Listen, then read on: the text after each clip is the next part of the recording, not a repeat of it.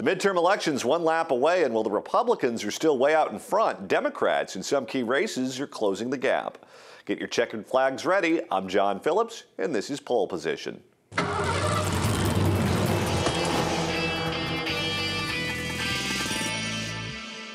Here's what's happening in key races all over the country, according to the Real Clear Politics average of polls.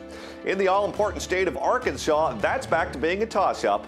And incumbent Democrat Mark Pryor is in more trouble than a long-tailed cat in a room full of rocking chairs, at least according to Dan Rather. The Republicans up in that one 46.8% to 41.8%. In the state of Colorado, Cory Gardner, the Republican, is expanding his lead over Democrat Mark Udall. Promise there's no Dan Rather Southern aphorism here, especially if Kenneth will tell me what the frequency is finally. In Iowa, moving on to the plains, Joni Ernst, the Republican, is expanding her lead against Bruce Braley, the Democrat, 46.8% to 44.7%. She's still within the margin of error, but moving in the right direction, at least if you're a fan of Joni's. In the Tar Heel state, incumbent Democrat Kay Hagan is sitting at 44.4%. Republican Tom Tillis, 43.2%. That's effectively a tie. The Democrats thought they could hang on to this one. Looks like they might be wrong. In the state of Georgia, Republicans are hoping to hold the seat that is owned by Saxby Chambliss. I guess I shouldn't say owned by, but currently occupied by. Republican David Perdue is the GOP nominee. He's at 45.8%. Michelle Nunn, the Democrats, at 45.3%. That's essentially a tie. That could go either way. In the state of Kentucky, Republican Senate Minority Leader Mitch McConnell's looking to hang on. He's at 46.2%. Allison, I won't tell you if I voted for President Obama, Grimes, is at 41.8%. She's a modern woman, using her middle name in all of her campaign ads. In Kansas, that one is still also effectively a tie. Republican Pat Roberts is sitting on 44.7%.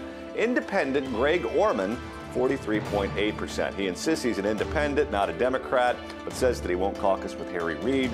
He won't caucus with Mitch McConnell. Who's he going to caucus with? Who knows?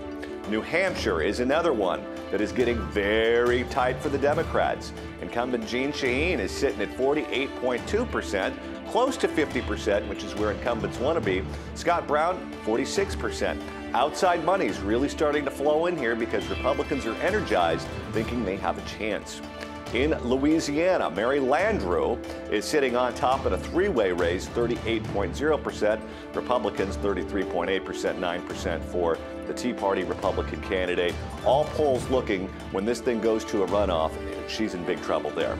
In the state of Alaska, Republican Dan Sullivan is ahead of the Democratic incumbent Mark Begich. He's sitting at 46.4% to 44.2%. This is probably one of the most top three endangered Democratic seats as of today.